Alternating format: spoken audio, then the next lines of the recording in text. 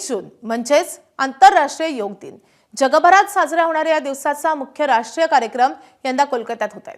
ऐतिहासिक हावडा ब्रिजच्या बाजूला असलेल्या रेड रोडवर पंतप्रधान नरेंद्र मोदी यांच्या उपस्थितीत हजारो योग साधक 21 जूनला एकत्र येतील। योग फॉर हेल्दी एजिंग अर्थात निरोगी वृद्धत्वासाठी योग हा यंदाच्या योग दिनाचा संदेश आहे।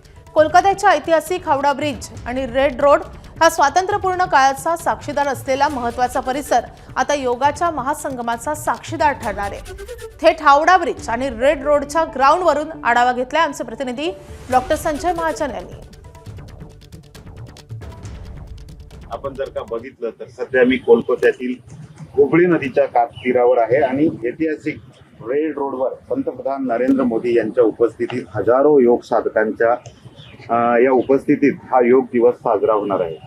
योग फॉर हेल्दी एजिंग अर्थात निरोगी वृद्धत्वासाठी योग हा यंदाचा योग दिनाचा संदेश आहे। खरं तर भारताच्या प्राचीन योग परंपरेचा जागतिक गौरव करणाऱ्या या कार्यक्रमाकडे संपूर्ण जगाचं लक्ष लागले आहे।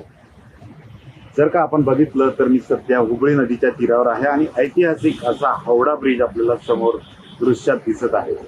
हावडा ब्रिजच्या अगदी बाजूलाच खरं तर हा योग दिनाचा कार्यक्रम होणार आहे। दुसऱ्या तीरावर जर का बघितलं आपण तर दुसऱ्या तीरावर कोलकात्याचा जो काय हावडा परिसर आहे तो आहे आणि भारताच्या नेतृत्वात योगाचा जागतिक चळवळ अधिक मजबूत होत आहे।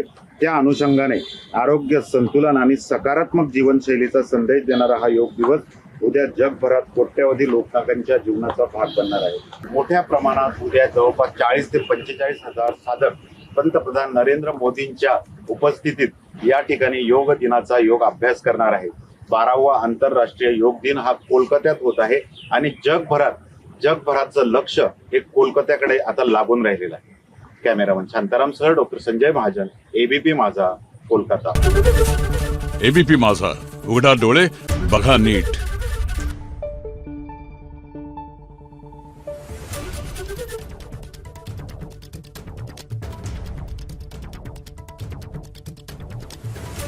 Thank you.